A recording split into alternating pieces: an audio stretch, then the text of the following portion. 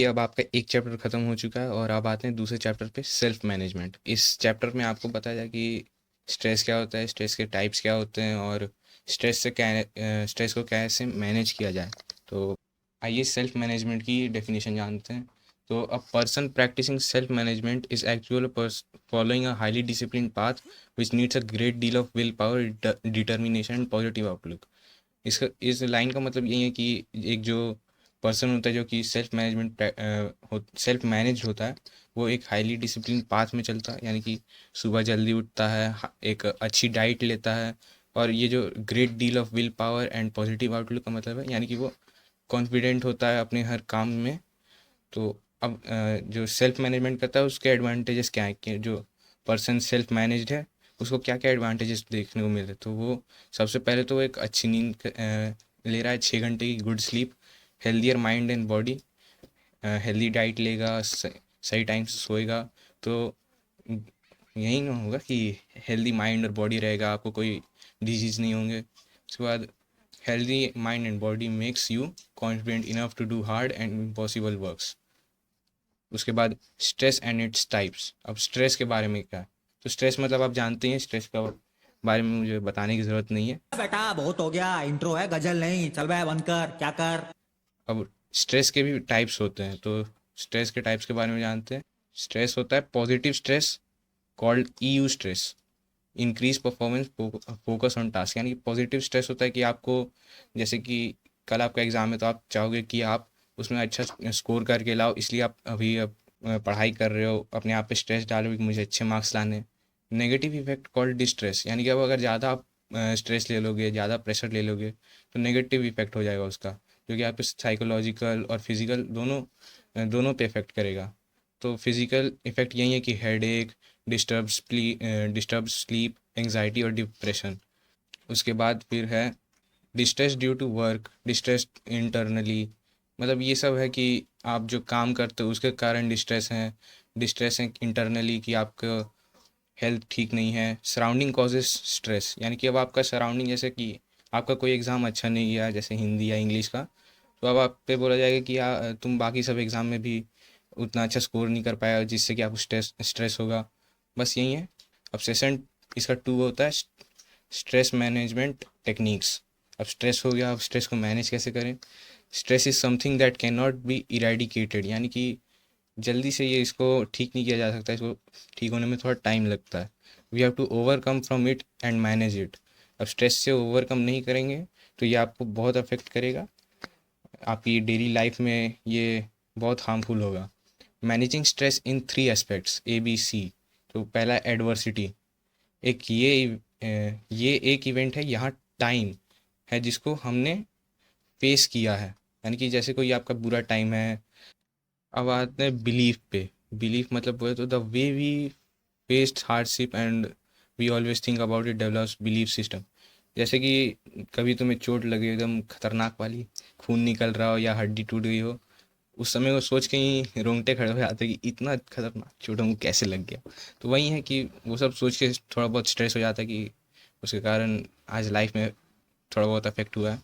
Consequences result of the belief system that affects our action in near future, यानी कि अब अगर वही है कि अब पास्ट के बारे में सोचते रहोगे तो फ्यूचर तो अफेक्ट होगा ही। चलते हैं नेक्स्ट टॉपिक पे, अंडरस्टैंडिंग रूट्स ऑफ स्ट्रेस, यानी कि तुम्हारा जो स्ट्रेस है उसके कारण क्या है। तो पहला, ये थोड़ा मीम है, इस पे ध्यान मत देना। Ask these questions from self, यानी खुद से ये सवाल पूछो। I am always stressed out, have I studied much today, do I need any doctor consult, या जो भी, अगर तुम्हें कोई डाउट है तो टीचर या कोई दोस्त। Am I wasting my time, should I bring control over that. बस यही सब सवाल है जो कि तुम्हें खुद से पूछना है कि क्या इन सब कारणों की वजह से तुम्हें स्ट्रेस हो रहा है। चले एक काम कर, 200 रुपए दे और 50 रुपए कट ओवर एक्टिंग के वजह। अब सेशन 3 है, एबिलिटी टू वर्क इंडिपेंडेंटली, क्योंकि अब तुम कुछ करना चाहते हो सोसाइटी से अलग, तो उसके लिए तुम्हें इंडिपेंडेंट होना चाहिए। तो if you can become a calm and relaxed person, you will have the ability to work independently, which means becoming self aware, self monitoring and self correction। यानी अगर तुम अपने बारे में नहीं जानोगे तो कुछ कर ही नहीं पाओगे लाइफ में। खुद की वीकनेस जानो, खुद के स्ट्रॉन्ग पॉइंट जानो कि तुम कहाँ पे वीक हो, उन पे काम करो। Knowing what you need to do, यानी कि अब तुम्हें करना क्या है। कल तुम्हारा एग्ज़ाम है, अब तुम जानते हो कि तुम्हें पढ़ना है, तो ये एक हो गया ability. Taking the initiative rather than being told what to do, यानी कि खुद से सोच के कोई प्लान बनाना, या कि यूट्यूब पे जाके 5 लोगों की मोटिवेशन ले ली, मोटिवेशन लेने के बाद कुछ किया ही नहीं, वो तो हो गया ना बर्बादी टाइम की। तेरी दादागिरी निकाल दूंगा मैं। Recognising your mistake and not blaming others, खुद गलती की है तो खुद से मान लो कि हाँ गलती थी। दूसरों को मत फंसाओ कि नहीं मैं यही बात कर रहा था, मैं तो सुन रहा था बस। कभी कभी लगता है कि आप उन्हीं भगवान है। Having the ability and the will to learn continuously, यानी कि ये मत सोचना कि 10 खत्म अब पढ़ाई थोड़ी करेंगे। 10 के बाद भी पढ़ाई, अब 10 के बाद ही ओरिजिनल पढ़ाई है। इमोशनल इंटेलिजेंस है, ये 2 बार लिखा गया। Is the ability to identify and manage one's own emotion, यानी कि अब तुम इमोशन, जैसे कि कोई तुम्हें डांट दे, डीमोटिवेटेड फील कर रहे हो तुम, वही है इमोशनल अवेयरनेस, यानी कि अब तुम अपने बारे में पता करो कि तुम हमेशा क्या सोचते हो। The ability to identify and name one's own emotion, वही कि खुद क्या सोचते हो उसको आइडेंटिफाई करो।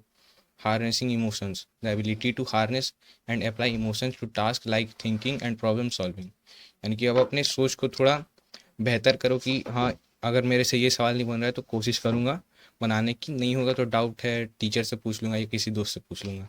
वहीं managing emotions, the ability to regulate one's own emotion when necessary and others. अब तुम मान के चलो तुम कोई क्लास में हो, जैसे कि साइंस क्लास में, वो सर तुम्हें केमिस्ट्री पढ़ा रहा है और तुम सोच रहे हो कि बायोलॉजी का तो लाइफ प्रोसेस हुआ ही नहीं, तो ये मैनेजिंग, अब तुम सही टाइम पे क्या सोचोगे वो तुम्हारे अफेक्ट करता है सिचुएशन को। Some steps to manage emotional intelligence are as given below, यानी कि अब इमोशनल इंटेलिजेंस को कैसे मैनेज कर सकते हो, तो अंडरस्टैंड योर इमोशंस, वहीं अपने इमोशंस को जानो कि तुम क्या सोचते हो, तुम कब क्या गलती कर रहे हो। Behaviour and note the thing you need to work on, वहीं अपने इमोशंस के बारे में पता करो कि तुम फालतू का टाइम किस इमोशंस में सोच के बर्बाद कर रहे हो, और उस पर वर्क करो कि नहीं मेरे को ये नहीं सोचना चाहिए। Rationalise, do not take decision abruptly, और अब जल्दी जल्दी में डिसीजंस मत लेना क्योंकि जल्दी जल्दी में मिस्टेक्स हो जाती हैं। Practice, do meditation and yoga to keep your self calm, अब योगा करो उसके बाद फिर मेडिटेशन करो, इससे थोड़ा दिमाग को शांति मिलती है जिससे कि वो काम हो जाता है। अब ये स्मार्ट टारगेट, तो पहला specific target should be fixed, ये जो स्मार्ट है ये एक तरीका है स्ट्रेस को मैनेज करने का। इसका एस जो है वो स्पेसिफिक, यानी कि टारगेट शुड बी फिक्स्ड, अपना टारगेट फिक्स कर लो कि तुम्हें करना क्या है। मेजरेबल, यानी कि कितने टाइम में करना है, कब करना है। अचीवेबल, अभी तुम हो 10 में, अब सोच रहे हो कि मैं 11 से ही रॉकेट साइंस पढ़ के साइंटिस्ट बनूंगा, तो नहीं होगा ना। अचीवेबल होना चाहिए, एक ऐसी टारगेट होनी चाहिए जो तुम अचीव कर पाओ। रियलिस्टिक, अब तुम सोचने लगे कि मैं आयरन मैन का सूट बना के उड़ूंगा इन एंड गेम में स्नैप करके एकदम थैनोस को मार दूंगा, तो वो नहीं होगा ना, वो रियलिस्टिक नहीं है। ऐसा कुछ सोचो कि जो तुम कर पाओ। टाइम बाउंड, सेटिंग डेडलाइन, अब यही है कि तुम अगर आज कोई काम कर सकते हो तो उसको आज ही कर दो। अब तुम आलसी मत बनना कि कल कर लेंगे, आज तो हो ही गया। तो यही सब है, स्मार्ट टारगेट यही है, इसमें और कुछ नहीं है। एक बार पढ़ लेना, ये नोट्स मिल जाएंगे टेलीग्राम पे, ठीक है। अभी मजा आएगा ना भिड़ो।